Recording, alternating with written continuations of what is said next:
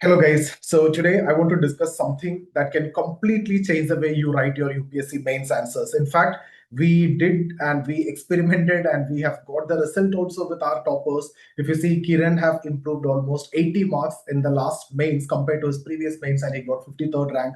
Similarly, Sonali, she got 89th rank and look at her mains marks also. And look at Vikas, the way he improved his mains mark, he got 27th rank. Similarly, Rohit. So all these names I have taken from the top 100. Apart from that, there are many others, not only in GS, in sociology also.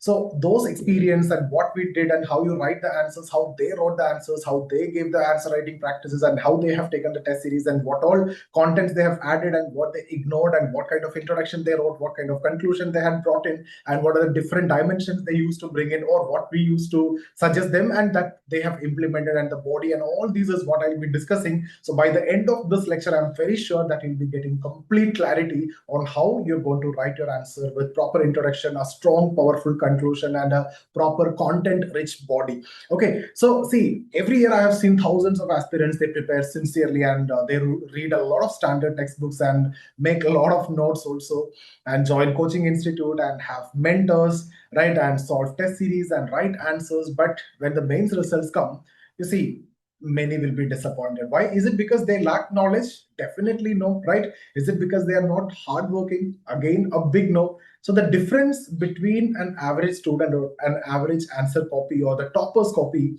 is not the content. Content wise, I'm sure all those who cleared the prelims are almost, 50% of them almost the same, right? So the problem is how the content is presented. So if you carefully analyze my toppers copies, right, I am giving it to others also to observe and to watch and to learn from that. So if you look at those answers, in fact, if over the years also, you'll start noticing certain patterns. See, regardless of who is the topper, whether it is Vikas, 27th rank, in our case, I'm talking about, I'll attach all their podcast and the testimonials also below this video so you can go through that.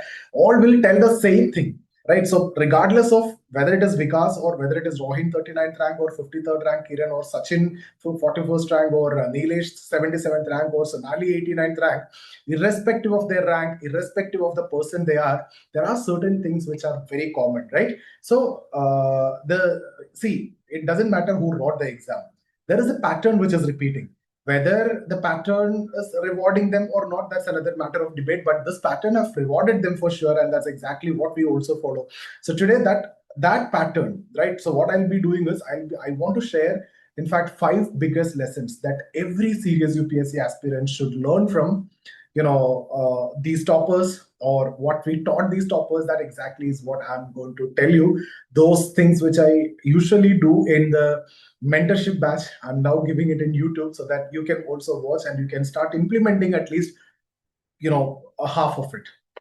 So first thing, the structure always win the mark, right? Without having a skeleton, there is no point in doing it. Even if your body, if it need to be strong, if it need to look good, there should be a proper skeleton, right? So that is how the answer also, you need to have a proper structure. The first thing that you will notice if you look at my toppers copies, they never write answers as a, continuous block or text.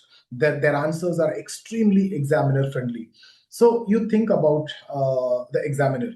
See, the examiner evaluate hundreds of copies every day, and they don't have enough time to search for your points, right? So you make your answer easy to evaluate. So that's what I mean by examiner friendly. So when you see a question, don't immediately start writing. First, you have to break the question into parts. Suppose UPSC is asking, discuss the causes of malnutrition, its consequences, and suggest measures. So what do average students do normally? They simply start writing whatever comes to their mind, right? But what the toppers do, they create 3 clear headings: causes, consequences, measures. So this is the demand of the question. The demand need to be completely addressed with a proper introduction and a proper conclusion. And in the body, the demand has to be addressed with subheadings: causes, consequences, and measures. Now think from another perspective. I have a 15 marker and I have 12 minutes to write and I need to generate 15 points. 1 point, 1 mark. That's the way it is evaluated. So how can I quickly get that 15 points? It is very difficult to brainstorm and then write in 12 minutes that 15 points. Rather, I think in terms of 5 dimensions. That's going to be my 5 subheading, along with an introduction and a conclusion, this 5 subheading. And each of these subheading, I can easily think of 3 points comes under social, political, economic, or whatever subheadings, whatever dimensions that you have taken out of which the most important point you'll write first, and you will get very much rewarded easily, because the examiner don't want to search for the dimension. Examiner don't want to search for the most important point. Everything is very clear, and it is visible also, right? So the knowledge is something which has to be presented very clearly, so the examiner immediately come to know that every part of the question is addressed, every dimension is covered. And this is what I call as question decomposition. And in fact, this is one of the simplest way to improve your score also. So demand, you need to understand decomposition of the question according to the demand of the question, and answer all the dimensions which has been asked, right? So this is exactly what you need to do. Second thing that I tell is short introduction directly leading to the question, right? That should lead to the answer, and a powerful conclusion. So one common mistake that I've seen among the aspirants is spending too much time on creating artificial introduction. Some students even write 5-6 lines before they even begin answering the question or coming to the main point. So if you look at the toppers copies, what the first thing that I tell is, you need to keep a straightforward introduction that is actually leading from the question to the answer.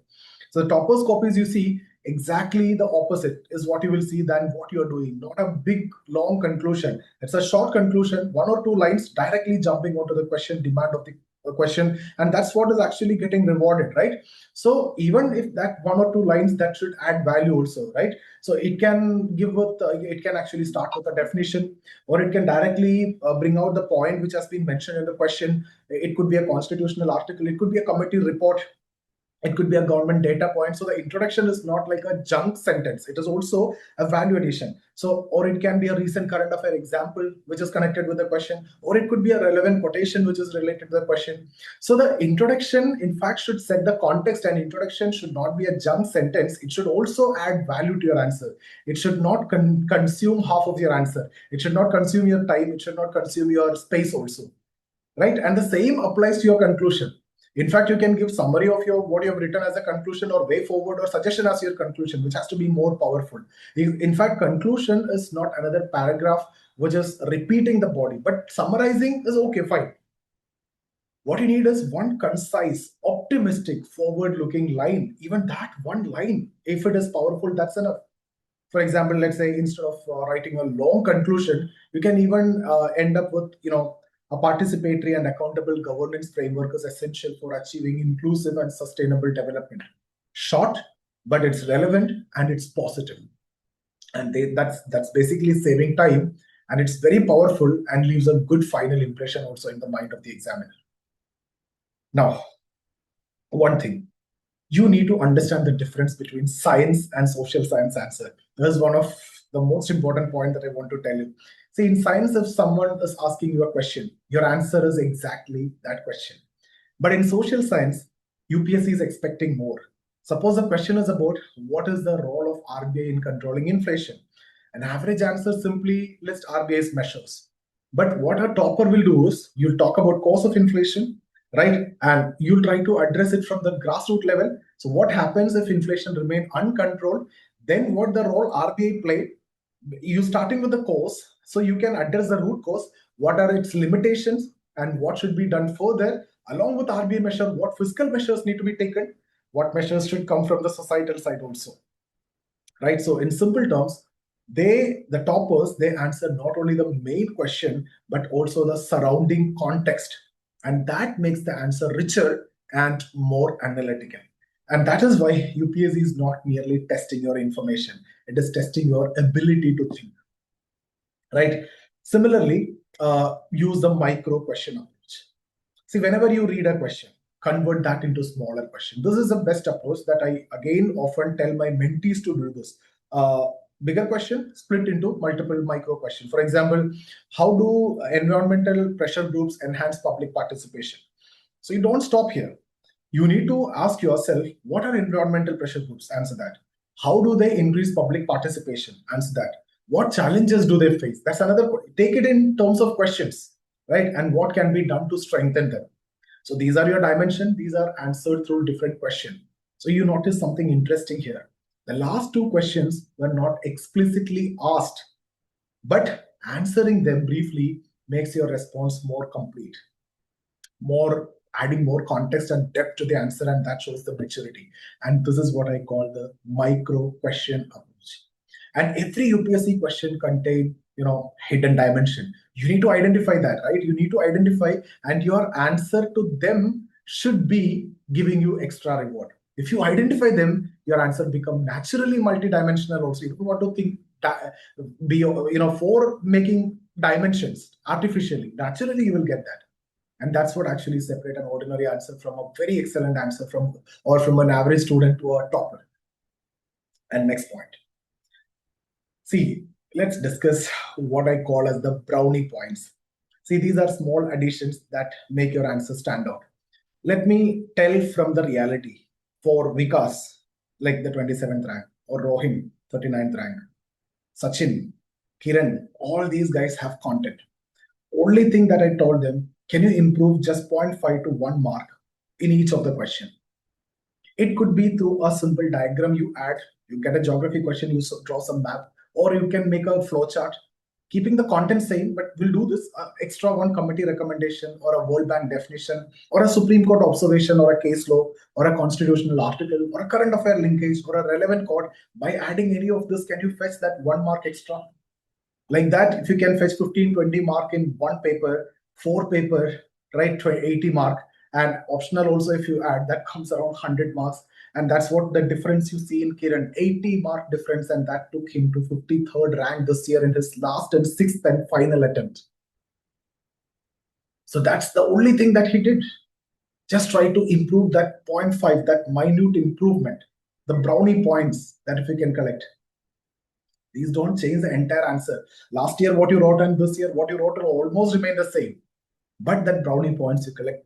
In fact, this makes examiner pause and think that the students have prepared well. But there is one important warning: do not overdo it. Right? Some students draw diagrams in every answer, and in fact, others focus on quotation everywhere. That becomes very much artificial. Wherever is it possible, wherever you have a natural choice or chance available, right? You should be thinking of it like seasoning in food. A little enhance the taste, but if it is too much, it spoils it. A cake, on top of that, the cream, if you add little, it enhances the taste and the look, but too much spoils it. So use value addition only when it genuinely strengthens the answer. So now let me summarize everything into one simple framework that you can use from today. Whenever you see a UPSC question, follow these 5 steps. First one, decode the demand of the examiner. Read the question carefully, identify every keywords, break it into parts. Step 2, build a clear structure. Use headings, subheadings, make your answer examiner friendly. Third, you need to add the context. Don't answer like a science student.